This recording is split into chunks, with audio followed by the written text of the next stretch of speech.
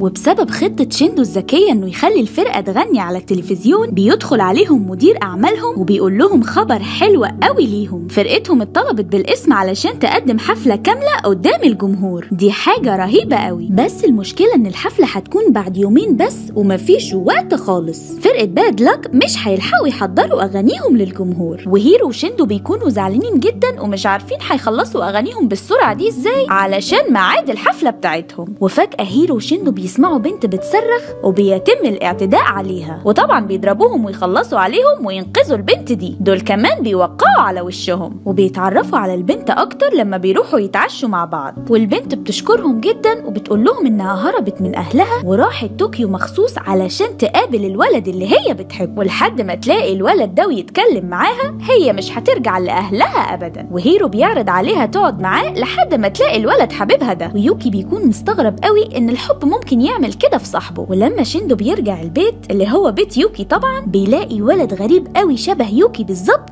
بس شعره اسود، وهنا بيعرف انه اخو يوكي الصغير. والاتنين بيكونوا بيحبوا المغني ريو جدا ودايما بيسمعوه، واخوه شكله فريندلي قوي مش زي يوكي ابدا. وهنا بيدخل يوكي عليهم وبيسأل اخوه انت ايه اللي جابك شقتي اصلا، واخوه بيقول له انه بيدور على البنت اللي في الصورة علشان سمع انها هربت من اهلها لطوكيو. وشندو طبعا بيكون عارف مين البنت دي، اكيد اخو يوكي هو حبيبها اللي هربت من اهلها علشان تشوفه. واليوم اللي بعده هيرو والبنت بيوصلوا الاستوديو، وهيرو شكله ما نامش في بيته علشان البنت تاخد راحتها. وبعدها شندو بيقول للبنت انه لقى حبيبها اللي هي بتدور عليه اخيرا. وهنا اخو يوكي بيقول لها انه اهلها عايزينها ترجع ولازم تيجي معاه فورا، بس البنت بترفض انها ترجع الا لما تشوف يوكي. بس ازاي؟ المفروض انها جايه علشان اخو يوكي مش يوكي نفسه، وليه ممكن تكون عايزاه اصلا؟ وهنا الصاعقه بتنزل على شندو لما يعرف ان البنت دي تبقى خطيبه يوكي في الاساس، وكلهم بيروحوا البيت علشان ياخدوها تشوفه. وشندو بيكون متضايق جدا من الوضع كله، وفجأة البنت بيغمى عليها من التعب، ويوكي بياخدها جوه بيته وبيقفل الباب في وش شندو. وده الجزء التاني من انمي الجاذبية، هيحصل حاجات مروعة جدا في الجزء ده، خليكم معايا للآخر ويلا نبدأ.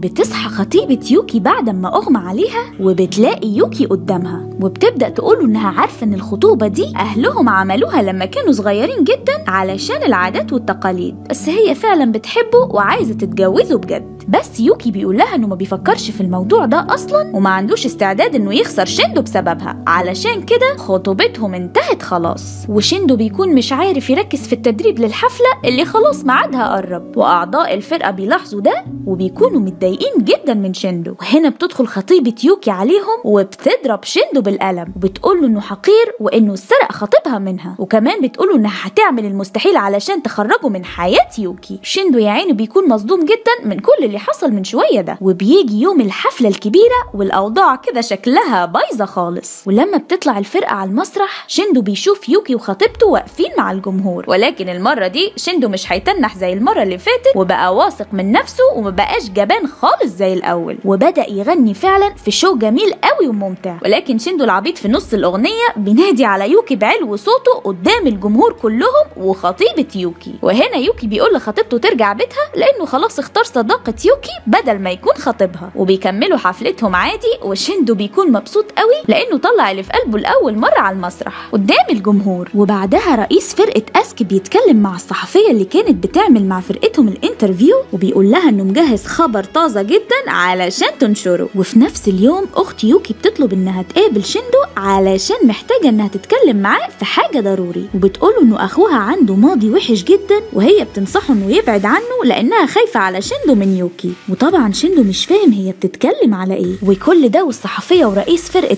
اسك سامعين الحوار اللي بيدور ما بين شندو واخت يوكي. ولما شندو بيرجع عند يوكي بيقول له كل اللي حصل مع اخته، وبيقول له كمان انه مش مهتم بالماضي بتاعه ابدا ولا حتى سأل اخته على اللي حصل زمان. ويوكي بيزعل جدا من اخته لانها قالت الكلام ده لشندو وانه المفروض ما يعرفش اي حاجة عن اللي حصل في الماضي. بس يا ترى ايه الحاجة البشعة اللي يوكي عملها قبل كده؟ وبتبدأ المجلات والاخبار تنشر كلام غلط بيعيط عن شيندو ويوكي، ودليلهم هو انه شيندو قال اسم يوكي بصوت عالي على المسرح. ويوكي بيطرد شيندو من شقته وبيقول له كفايه الفضايح اللي مكتوبه علينا، لازم تطلع من شقتي حالا. وشيندو قلبه بيتكسر جدا وبياخد القطار في وقت متاخر علشان يرجع بيته القديم. وهناك بيتعرفوا عليه شويه بنات وبيقولوا انهم حضروا الحفله بتاعته وبيحبوه جدا، والكل بيعرف شيندو وبيكونوا عايزين يسالوه عن صحه الكلام اللي موجود في الجرايد والمجلات اللي مكتوب عليه هو ويوكي. وشيندو بينجح في الهروب منهم وبيعرف يستخبى، وبيجي عليه رئيس فرقه اسك وبيساعده يخرج من المترو من غير ما حد يشوفه، وبياخدوا البيت وبيتصالحوا مع بعض، وشيندو بيكون مبسوط قوي انهم بقوا صحاب. ولكن فجاه من العدم بيطلع على شيندو شويه مجرمين وبيضربوه جامد قوي بطريقه وحشيه جدا. مش بس كده، دول كمان بيكتفوه، وبيبدا رئيس فرقه اسك ياخد الكاميرا ويصور يوكي في اوضاع سيئه جدا، وانتوا عارفين الباقي. ده كمان بيهددوا انه لو ما سابش الفرقه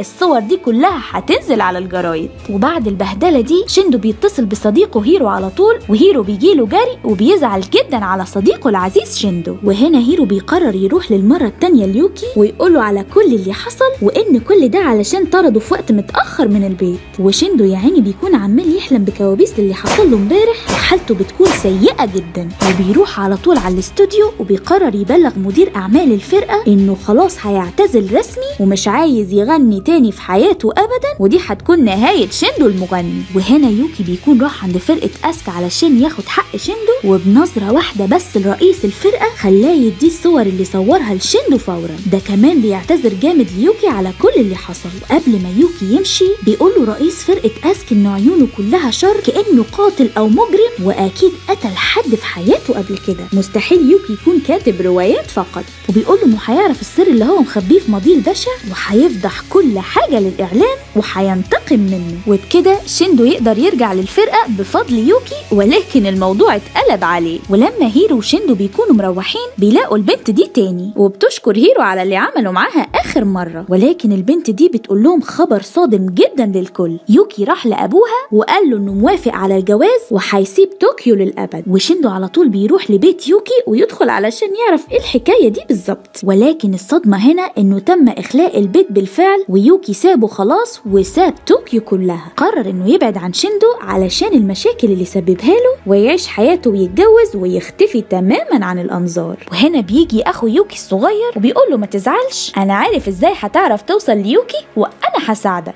وفعلا اخو يوكي بياخد شيندو لمكان الزواج اللي هيتم، ولكن شيندو هو اللي بيكون العروسه، وابو العروسه الحقيقيه بيغمى عليه من الصدمه. دخله تاريخيه والله يا شيندو. المهم شيندو بيقول ليوكي انه مش هيتخلى عنه ابدا بالسهوله دي حتى لو ساب طوكيو كلها، وانه مش هيسمح له يتجوز ابدا البنت المجنونه دي بدون ارادته. وهنا يوكي بيعترف اعتراف قوي جدا لشيندو وبيقول له انت ما تعرفش الماضي بتاعي، انا كنت بقتل الناس زمان. لو عجبتك القصه ما تنساش تعمل لايك للفيديو وتشترك في قناه انيموجي بالعربي وتفعل زر الجرس علشان الجزء الاخير من انمي الجاذبيه ما يفوتكش. اشوفكم قريب.